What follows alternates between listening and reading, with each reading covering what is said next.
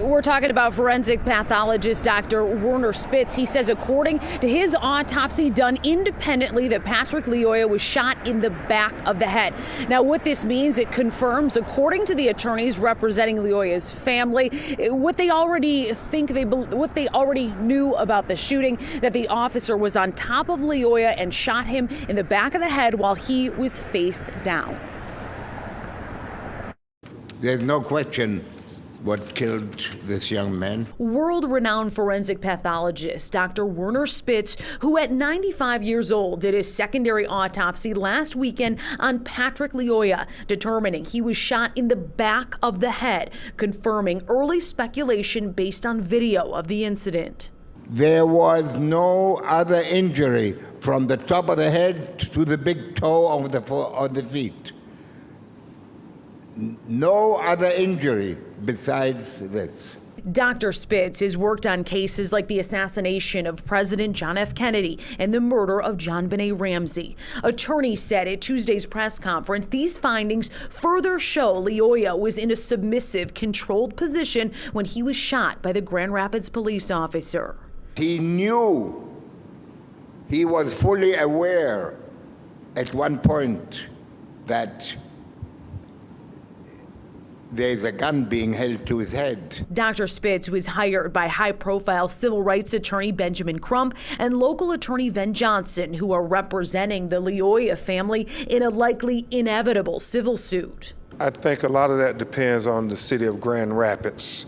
I understand they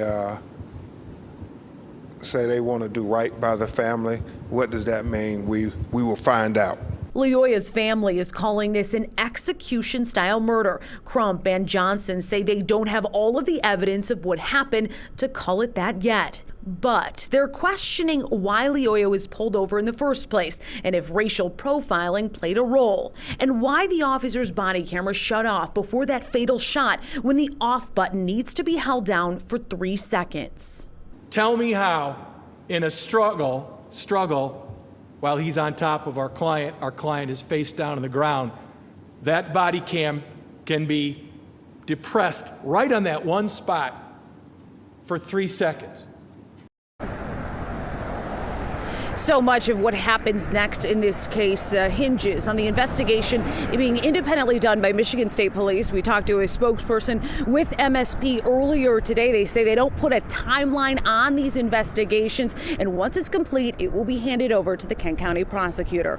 Reporting live, Jessica Dupnack, Fox 2 News. Yeah, and I know right now the Kent County Chief Medical Examiner said his report would be ready soon. What's the latest on that?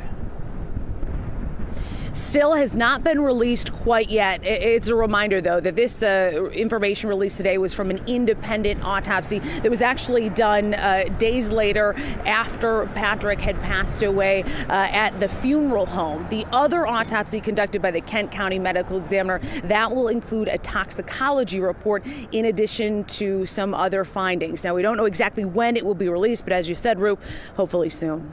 All right, Jessica Dupnack for us live. Thank you.